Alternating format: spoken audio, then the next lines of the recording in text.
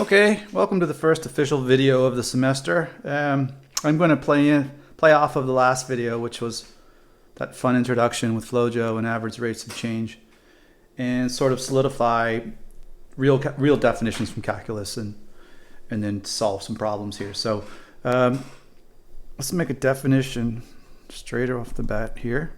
Okay. So the average rate of change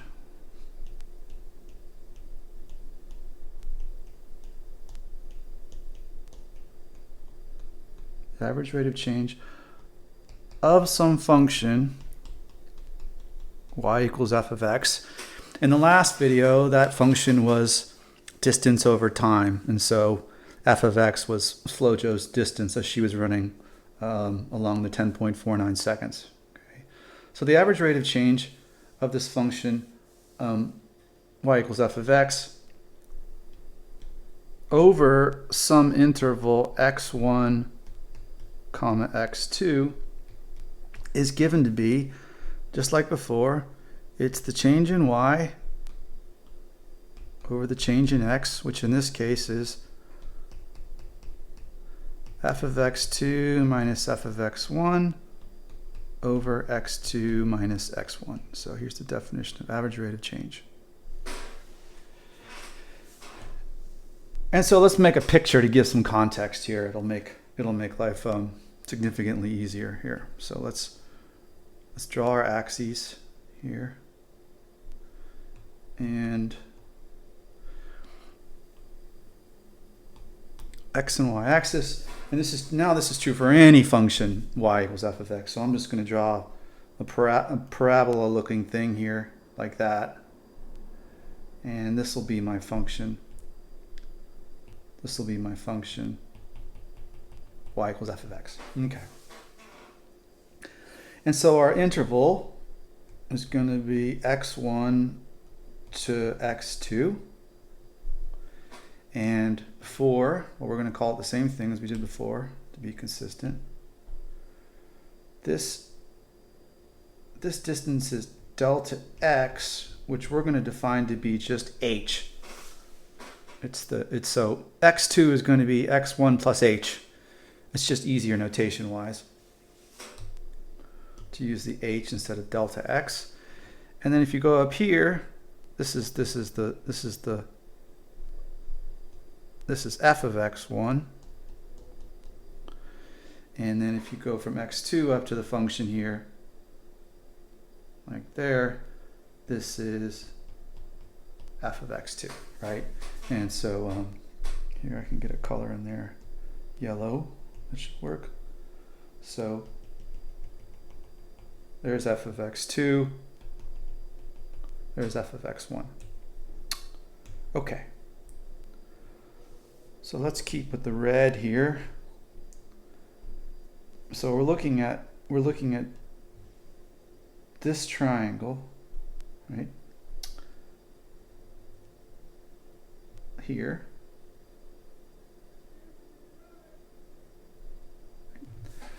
And so this is delta x, which we're calling h, and this is delta y, which is just f of x2 minus f of x1. It's the distance from f of x1 to f of x2.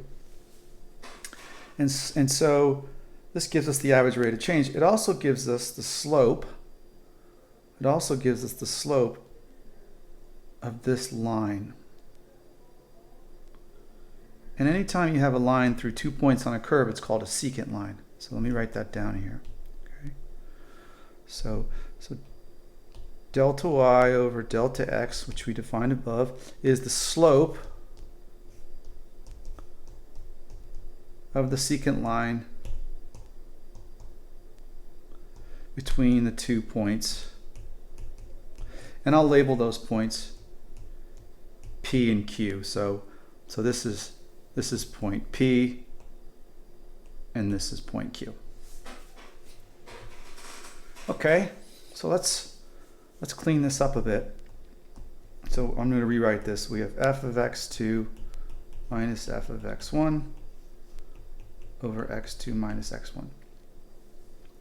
But because we're putting x2 is going to move around because h is moving, we really want to write x2 as x1 plus h, because that's all we did. We've taken x1 and moved over h units to get x2. Okay, so now x2 becomes x1 plus h. And then downstairs, x2 minus x1 is h. Okay. And so this is the slope of the secant line. And from Math 100 in your previous courses, you know slope is always given to be m, like the equation y equals mx plus b. M is the slope. So we're going to write this. This is m sub secant. Okay.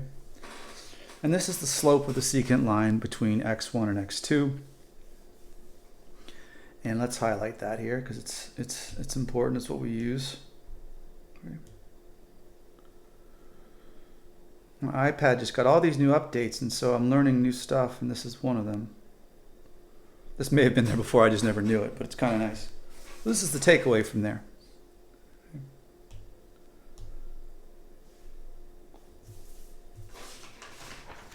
So let's do an example here. Let's do an example. Exactly like homework problems, or one of them at least. Find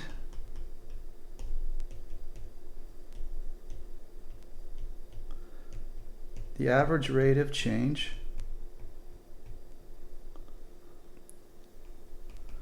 of the function f of x equals x squared, which is a parabola, along the interval 2 to 2 plus h. So this is just saying from 2 to anywhere on the right. Okay.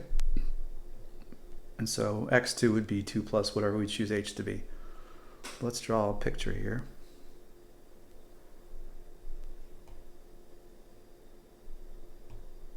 There's x. There's y. This parabola starts at 0, 0, and then does its thing like that. So let's put 2 here. So that's the 0.24, and we're going to move over here h units just to make it arbitrary. And so this is now f of 2 plus h, right? And we're finding the slope. We're finding the slope. I did it again. Red. We're finding the slope of this line, the secant line here. Okay. All right, let's find that. I'm going to switch to purple here. So m secant is f of x1 plus h, so x1 is 2, minus f of x1 all over h. Okay, and in this notation, x1 is 2 because that's where our point P is. We're starting from here and going out. And also, let me fill in, because we're going to work on this a bit here.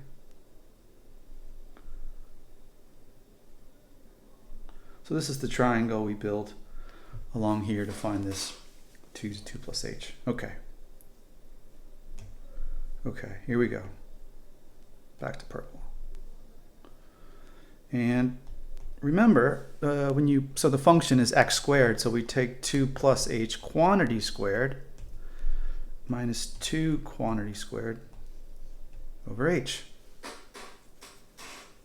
Okay. And don't forget all those rules from algebra that are easy to forget. When you square 2 plus h, you have to FOIL it. And you wind up with h squared plus 4h plus 4 minus 2 squared, which is 4, over h. And this, so the 4's cancel, right?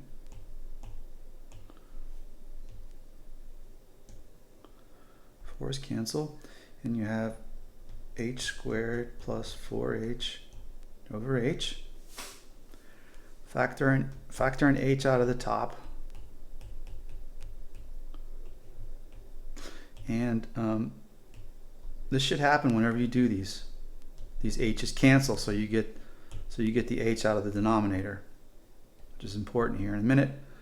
And you wind up with h equals 4 to be the slope of the secant line. Right? So let's talk about this. So the slope of this line here depends on how big h is, right? If h is big, if h is 2, then the slope is 4. If h is 1, so this slope here, as h gets bigger than 0, so as h grows, the slope gets steeper and steeper because this moves to the right, this moves up, and we get a steeper slope. Okay. So what we want to look at now is, I want to move this anyway, I'm going to leave it here. So now we found that, so we answered the problem. Find the slope of the, find the average rate of change of f of x equals x squared along the interval 2 to 2 plus h. And here's our answer, h plus 4. Okay? And if we decided what h was, well, we could figure out what the actual number is. Okay? So what we're going to do now is we're going to let h approach 0. Okay? And so let me get rid of some, this is going to get really messy, and I practice this a lot, and there's no way to not make it messy. So if we were in class, I'd have a huge board I could erase and stuff. So, but as h gets smaller, we get closer to 2. Right? And our triangle, the slope changes. And as we get closer and closer, the slope changes. And as h goes to 0, so if you let h equal 0 down here, you get 4. That's when h equals 0. So this is very important, because when h equals 0, you no longer have a triangle. All you have is the secant line, and that secant line becomes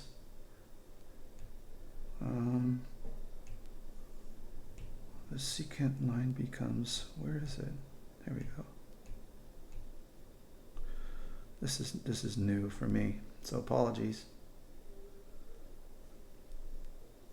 As this line gets closer and closer, the secant line becomes the tangent line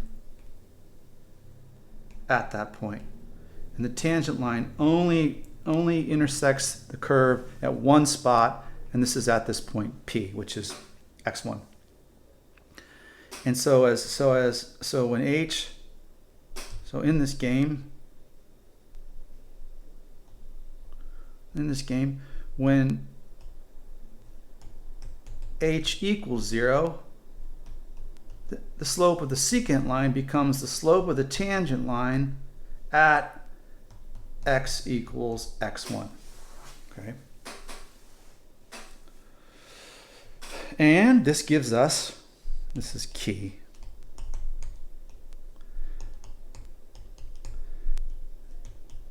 this gives us the instantaneous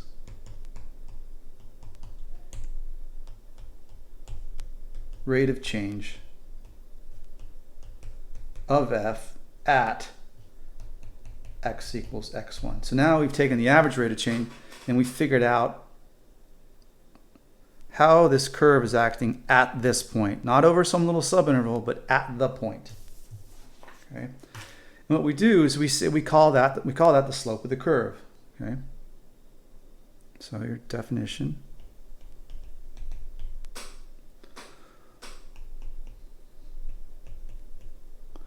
The slope of a curve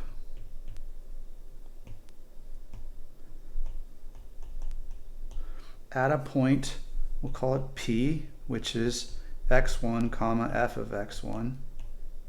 You know, upstairs that's x1 and x1 squared, is equal to the slope of the tangent line evaluated at that point.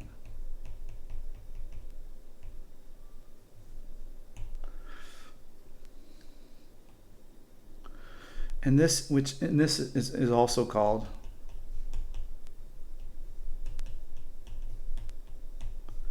instantaneous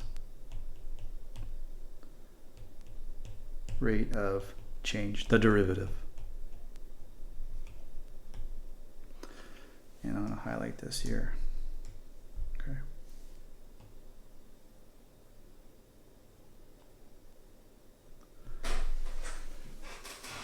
It's the slope of the tangent line at a point. So if we went back to, I want to do some recalling here.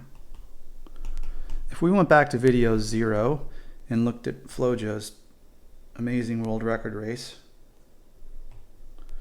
it was 10.49 seconds long, and she ran 100 meters. And what we said was she went kind of slow at the beginning, she went really fast, and then kind of slowed down at the end there.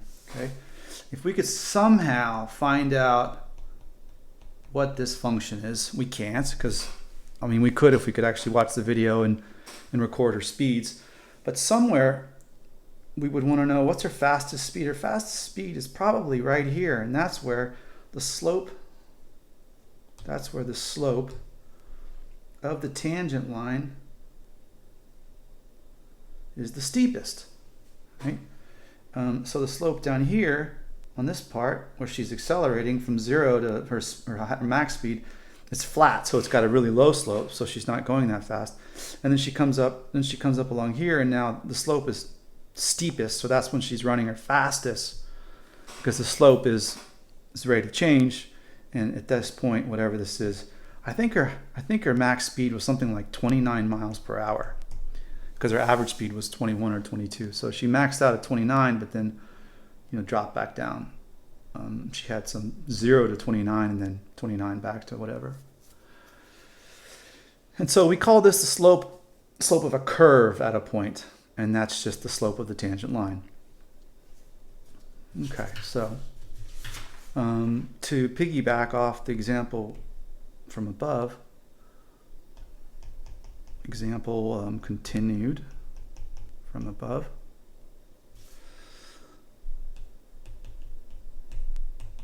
Find the slope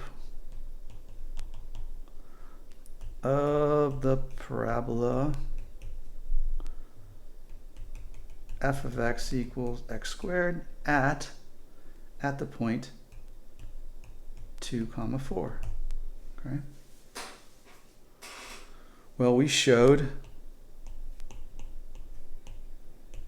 that any secant line along this curve with 2 as the x1 is equal to h plus 4. And so you let h equal 0, and that says that the tangent line is 0 plus 4, which is equal to 4. And so going back up here, the slope of this tangent line is 4. Okay. And now to tie back to Math 100, we have the slope of the line. So note,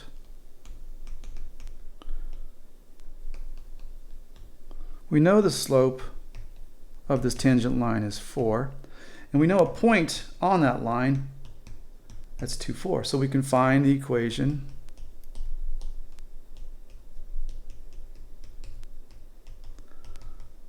of this tangent line, right? And this is, Math 100 stuff. The point slope form is y minus y1 equals m times x minus x1 that says y minus 4 is equal to 4 times x minus 2, right? Here I am using the slope we just found. Right? And then this implies that y minus 4 is equal to 4x minus 8. And so y is equal to 4x minus 4. And that's the equation of the tangent line to the curve at that point. Okay, let me write that down here. So my favorite graphing tool of all time is Desmos. I use it a lot for lectures and to get an idea of how things work and to solve some problems. So let's drop into Desmos and have a good look at all these relationships here. Where is it? Is that it? That's it. Open Sesame. All right, so we're going to let y equal x squared. Okay. And then we're going to let y equal 4x minus 4. And let me get rid of all this stuff here. If you look, hold on, let me do this. Sorry, I need to go back here. If you look at the point 2, where's the comma? Comma 4. Close. That, so there you have the tangent line that you can see clearly on there. I guess you can't write on it. And the curve, and you see that the tangent line hits that curve exactly at the point 2, 4. Let me see if I can do this here. If I take a picture. All right, I accidentally turned off the video. So here's a continuation of that last video. So we'll call this video 1 part 2. I don't have much left to say here, but I do want to, I think this is how I do it. Yes. You choose a photo or video, and we're going to choose this guy and add it here. Better be there. There it is. Okay. So here is that same photo I just had. In red here we have the function y equals x squared, and this is the point, comma 2, 4, and this tangent line here has the equation that we just found, y equals 4x minus 4. And there you go. Done. Am I done with the image? I am. Okay. All right, so that's all I have. I should probably do this, which is what I always do.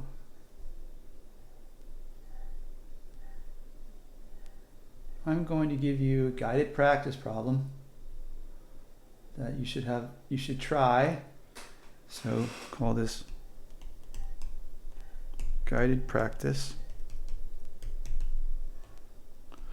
Do this problem on some paper, and then we'll talk about it in a few seconds when I see you. So let me get this right here. So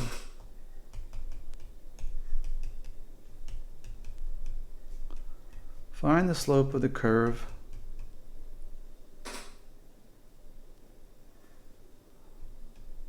y equals x squared minus 4,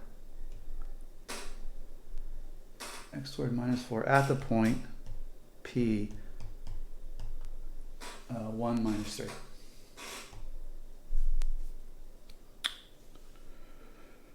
And I've had a long history of making horrible 4s. So this is x squared minus 4. There we go. It's actually x squared minus 4x. So y equals x squared minus 4x at the point 1 minus 3. And you're going to find the slope of this curve. And then we'll discuss it when I see you in a minute.